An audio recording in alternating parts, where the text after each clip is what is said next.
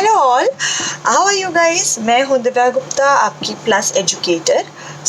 आज हम बात करने वाले हैं, बहुत बच्चों के डाउट्स आ रहे हैं कि मैम स्पोकन इंग्लिश कैसे इम्प्रूव करें, जो आपको एग्ज़ाम में हेल्प करेगी, रिटन एग्ज़ाम में हेल्प करेगी, समझने में हेल्प करेगी बुक्स को, इंग्लिश मटेरियल जो भी आप पढ़ रहे हैं, न्यूज़ या फिर इंटरव्यू में हेल्प करेगी, एसएसबी में, व्हेरेवर आपको है कि स्पोकन इंग्लिश में कॉन्फिडेंस नहीं है, तो how to improve and work on it. Now see, I am not an English teacher, but मैंने अपनी अंग्रेज़ी किस तरह इम्प्रूव की जब मैं तैयारी कर रही थी, पढ़ाई कर रही थी।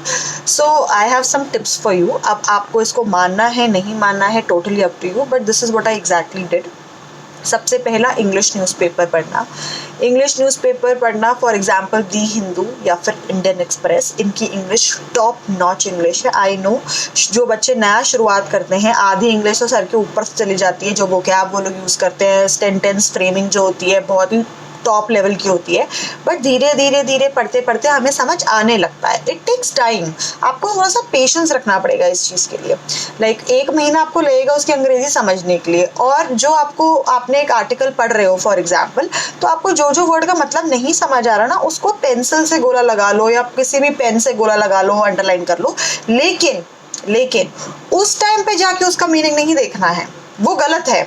आप पूरा आर्टिकल पढ़िए और बस उनको अंडरलाइन करते रहो, और उस वर्ड का मीनिंग जाने बगैर आपको समझना है उस आर्टिकल में क्या लिखा है। समझ सकते हैं, कोई बड़ी बात नहीं है। उसके बाद जब पूरा आर्टिकल खत्म हो जाएगा, उसके बाद आपको उसका मीनिंग देखना है, और फिर आपको समझना, अच्छा इसका एग्जैक्ट ये मीनिंग था और मेरे माइंड में क्या चल रहा था कि इसका मीनिंग क्या हो सकता है।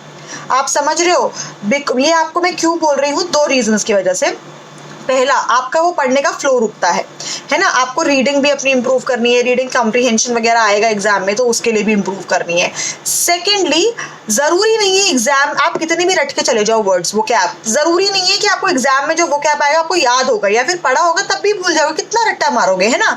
तो आपको अपनी वो एबिलिटी भी इंप्रूव करनी है कि मैं पैराग्राफ या लाइन स्टेटमेंट पढ़ के समझ जाऊं इसका मतलब थोड़ा ऊपर नीचे कैसा होगा, मतलब पॉजिटिव है या नेगेटिव है, एटलीस्ट इतना तो समझ आए शुरू में कि इट्स अ पॉजिटिव वर्ड से नेगेटिव वर्ड।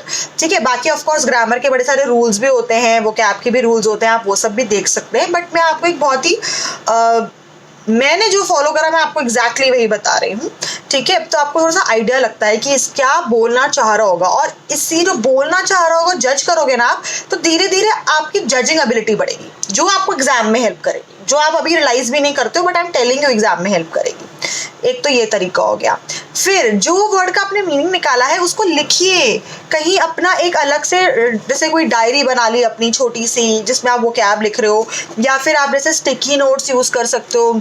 एक वर्ड का मीनिंग लिख के आपने कहीं आसपास चिपका दिया, सपोज बाथरूम में जहाँ पे आप ज्यादा टाइम स्पेंड करते हो, या फिर आजकल सब बच्चे हेल्प कर रहे हैं घर में, कोरोना के टाइम पे मम्मी पापा को आप हेल्प कर रहे हो किचन में या कहीं पे, तो किचन में आप काम करते हो, वहां चिपका, ताकि कुछ काम करते करते, रोटी बनाते बनाते देखते रहे, तो बार बार देखते रहोगे ना तो याद हो जाएगा। स्टिकी नोट्स अलग अलग साइजेस के आते हैं, इससे बड़ा भी आता है, व्हाटएवर यू लाइक, बेसिकली आपको जो अट्रैक्ट करे। स्टिकी नोट्स का फायदा ये होता है अलग अलग कलर्स में आते हैं, तो ब्राइट ब्राइट कलर होता है ना, तो अब हमारी नजर अपने आप वहां जाती है कि यार क्या लिखा है। तो इट्स वेरी नॉर्मल, वर्ड्स याद करो भूल जाओ, बहुत नॉर्मल है, कितना रट्टा मारोगे, है ना। ये डिक्शनरी उठा के कोई रट्टा नहीं मार सकता वर्ड्स का। तो जब आप ये वर्ड कॉन्स्टेंटली देखते रहोगे, फिर नेक्स्ट टाइम ये कभी सपोज करो 1 महीने बाद किसी आर्टिकल में फिर आया, तब आपकी बत्ती चलेगी, अरे यार ये तो वो था, आप वापस अपने इनमें देख सकते हो, अच्छा कहाँ लिखा था वो, उसका मीनिंग। ठीक है, और इससे आपको शायद वो फिर से याद रहे। और उसके बाद एक और तरीका है, जब आप राइटिंग प्रैक्टिस करें, जैसे कि अगर CAPF के लिए आप राइटिंग प्रैक्टिस कर रहे हो, try to use that word, या फिर आप किसी से बात कर रहे हो इंग्लिश में, है ना, तो उसमें try to use that word, maybe with your friends और फैमिली कहीं पे, ताकि आप 1-2 बार यूज कर लोगे ना तो पक्का आपकी ब्रेन मेमोरी में वो चला जाने वाला है। नेक्स्ट, स्पोकन इंग्लिश के लिए specifically what I did is English news सुनना। भले टीवी पे हो, टीवी वाला टाइम कम मिलता था स्टूडेंट्स को, तो रेडियो पे मैं सुनती थी, जैसे कि मुझे कोचिंग जाना होता था तो मैं रास्ते में सुन लिया, या फिर मेट्रो में बैठी थी तो मेट्रो में मैं लीड लगा के फोन से सुन लिया रेडियो, तो टाइम सेव होता है। आप घर में, अभी आप घर में बैठे हो, घर में काम कर रहे हो, रोटियां बना रहे हो, कुछ खाना बना रहे हो, कुछ झाड़ू लगा रहे हो, तो लीड लगा ली और रेडियो सुनते रहे, बेसिकली टाइम सेव होगा आपका। लेकिन मैं चाहती हूँ इंग्लिश सुनो, ओके। इंग्लिश सुनने से भी बहुत फर्क पड़ता है, भैया उसने किस तरह एक स्टेटमेंट को बोला, क्या प्रोनाउंसिएशन दी, तो आप भी जब वो सुनते रहोगे तो आपके ब्रेन में वो अफेक्ट करता है, and I am telling you it will help you. Okay, and अगर आपको और इंग्लिश ग्रामर और प्रॉपर इंग्लिश प्रैक्टिस चाहिए तो there are teachers who can help you in Unacademy also, you can look for them on YouTube also, बहुत सारी free classes भी हैं। प्लीज लेट मी नो अगर आपको ये मेथड हेल्प करता है या आपके पास कोई और यूनिक मेथड है जिससे आपको मदद मिली है। Do let us know in the comment section. Thank you.